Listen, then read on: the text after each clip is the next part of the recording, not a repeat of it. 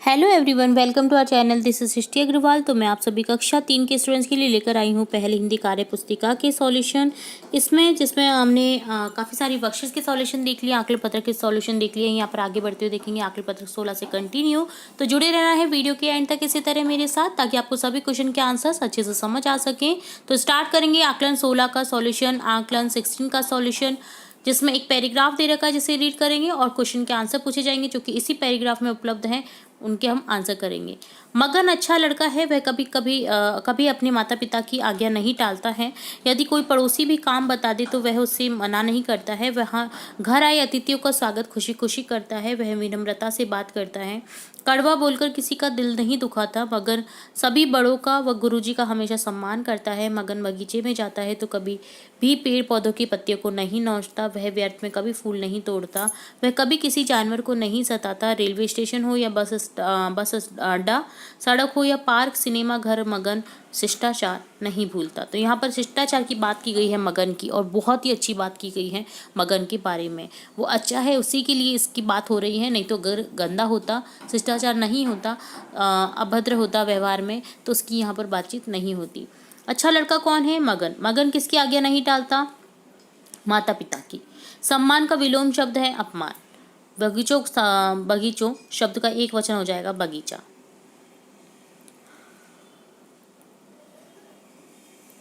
निम्नलिखित शब्दों के पर्यायवाची लिखे। समानार्थी शब्द या पर्यायवाची लिखने आपको। पेड़ का हो जाएगा वृक्ष, तरु। फूल का हो जाएगा कुसुम, पुष्प। मगन एक अच्छा लड़का है, इसलिए सभी उसे क्या करते हैं? प्रेम करते हैं। वह विनम्रता से बात करता है। हमारे घर मेहमान आते हैं तब हम क्या करते हैं? हम उनका स्वागत करते हैं, उनको जलपान कराते हैं। हमें भी मगन की तरह अच्छा बनने के लिए क्या क्या करना होगा? हमें आज्ञाकारी, विनम्र, सदाचारी, मेहनती, शिष्टाचारी बनना होगा। मगन पेड़ पौधों की पत्तियां नहीं नोचता। पेड़ पौधों की सुरक्षा के लिए हम क्या क्या कर सकते हैं? हम पेड़ पौधों को जानवरों से बचा सकते हैं, पानी दे सकते हैं, उन्हें काटना नहीं चाहिए। हमें पेड़ पौधों को ज़्यादा से ज़्यादा पेड़ रोपण करने चाहिए, पेड़ पौधे लगाने चाहिए। तो इस तरह से ये डन होता है आकलन पत्रक 16 का सॉल्यूशन डन। अब देखेंगे कार्यपत्रक 91, जिसमें है स्वतंत्र लेखन कर पाना। चित्र को देखकर आपको 4-5 वाक्य लिखने। देखिए, एक बच्चा पतंग उड़ा रहा है, एक बच्चे ने चरखी पकड़ी हुई है ना। तो यहाँ पर देखिए मगन और छगन दोनों भाई हैं। मगन पतंग उड़ा रहा है, छगन ने चरखी पकड़ रखी है। छगन और मगन का घर पास में ही है, उनके गाँव में हरे भरे पेड़ हैं। तो इस तरह से आपको 4-5 वाक्य लिखने थे। तो ये होता है कार्यपत्रक 91 का सॉल्यूशन डन। अब देखेंगे कार्यपत्रक 92। तो यहाँ एक कविता है जिसे ध्यान से पढ़ना है और दिए गए प्रश्नों के उत्तर देने हैं। बना घोंसला पक्षी रहते, सबको छाया देते पेड़, सर्दी गर्मी सहते रहते, ठंडी हवा बहाते पेड़, बादल अपने पास बुलाते, रिमझिम बारिश लाते पेड़। तो देखिए यहाँ पर बारिश की बात की गई है, पेड़ों की बात की गई है। जो पेड़ पौधे हैं ना, वो छाया देते हैं हमें, सर्दी गर्मी हो ठंडी हवा बहाते हैं। और हमें देखिए, जब धूप होती है ना, तब पेड़ की ही ज़रूरत होती है कि हम किसी न किसी पेड़ की छाया में छुप जाएं या नीचे चले जाएं पेड़ के, ताकि हमें धूप ना लगे। तो पेड़ पौधों का होना बहुत ज़रूरी हो जाता है। तो और पेड़ पौधे जहाँ ज़्यादा होते हैं वहाँ पर बारिश भी ज़्यादा होती है, अच्छी बारिश होती है। तो इसलिए पेड़ पौधों का होना बहुत ज़रूरी है। तो अब प्रश्न बताएंगे जिसे पूछे गए हैं, जो ये यहाँ पर प्रश्न, उनके आंसर बताएंगे हम आपको। तो कविता में बात की गई है पेड़ के बारे में। सर्दी गर्मी सहन करते हैं पेड़। घोंसला बनाकर कौन रहते हैं? पक्षी, जो कि पेड़ पर रहते हैं। पेड़ छाया के साथ साथ और क्या देते हैं? लिखिए, पशु पक्षियों को आवास, छाया, भोजन, ठंडी हवा तथा रिमझिम बारिश करवाते हैं। हमें प्रतिदिन 2 पेड़ लगाने चाहिए। इन लगाए हुए पेड़ों की सुरक्षा हम कैसे करेंगे? लिखिए, इन पेड़ों को जानवरों से सुरक्षित रखना चाहिए, समय पर पानी देना चाहिए, ताकि वे बड़े होकर हमारी इच्छा पूर्ति कर सकें। तो ये डन होता है कार्यपत्रक 92। अब देखेंगे कार्यपत्रक 93, जिसमें है सरला अपने परिवार के साथ पिकनिक पर गई। अब बताइए। तो देखिए, पिकनिक मना रहा है एक परिवार, जिसमें देखिए खा पी रहे हैं बच्चे खूब, चटकारे लेते लेते। कपकेक्स हैं, स्ट्रॉबेरी हैं, नाशपाती दिख रही है ना। तो अंडा दिख रहा है, एग दिख रहा है, सैंडविचेस दिख रही हैं, तो बेरीज दिख रही हैं। तो इनके सामने खाने का क्या क्या सामान रखा हुआ है? ब्रेड, कपकेक, सेब, नाशपाती, अंगूर, आम, है ना। तो ये सब दिखाई दे रहे हैं। बच्चे किसके ऊपर बैठे हैं? बच्चे चटाई के ऊपर बैठे हैं। आपने इनमें से कौन सी चीज़ खाई है? तो आम, अंगूर, केले, सेब, केक, ब्रेड सभी खाई हुई हैं हमने। देखिए यहाँ पर जो भी चीज़ें हैं ना लगभग लगभग हमने खाई हुई हैं। आप पिकनिक पर जाते समय कौन कौन सी चीज़ साथ में ले जाएंगे? ब्रेड, नमकीन, पानी, फल, पूरी, सब्जी आदि, और चटाई स्पेशली, ठीक है, बैठने के लिए भी तो चाहिए, तो चटाई भी आप लिख सकते हैं। तो ये होता है कार्यपत्रक 93 का सॉल्यूशन डन। अब देखेंगे कार्यपत्रक 94 जिसमें है एक अगेन कविता जिसे पढ़ेंगे, प्रश्नों के उत्तर देंगे।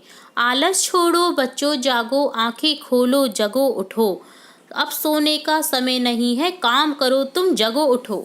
तो यहाँ पर आलस छोड़ कर के काम करने की बात की गई है बच्चों से।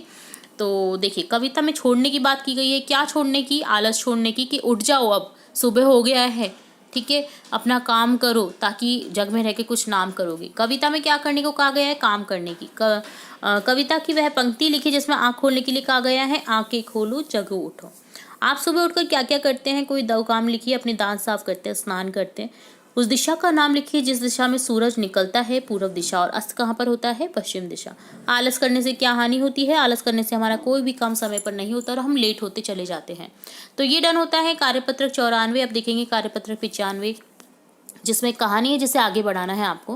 कहानी है, राजू स्कूल से घर आया, फर्स्ट क्वेश्चन में उसकी माँ ने उसे बाजार से सामान लाने के लिए कहा। उसकी माँ ने एक सूची राजू को दे दी। राजू बाजार गया, उसने दुकानदार काका को सूची देकर कहा कि काका इस सूची के अनुसार सारा सामान दे दो। इस तरह से आपको कंप्लीट करना था। अब अगली पंक्ति है, अगली एक कविता है जिसे पूरा करेंगे हम। बादल भैया बहुत हुआ कीचड़ और यह पानी, आई याद सभी को नानी, जहाँ कहाँ कहाँ खेलें खेलें, घर में पानी की हो रही रेलम पेल, सड़क बनी है लाल ताल तलैया, हमको डांटे हमारी मैया। तो हम यहाँ पर देखिए एक बच्चा है जो बादल भैया से कह रहा है कि यार अब तो पानी बंद कर दो, क्योंकि जगह जगह पर कीचड़ हो गए हैं, सभी ताल तालाब बन गए हैं, तो हम कहाँ पर खेलें। माँ भी डांटती रहती है हमें क्योंकि हम गंदगी करते रहते हैं, है ना। तो यहाँ पर इस तरह से आपको ये कंप्लीट करना था।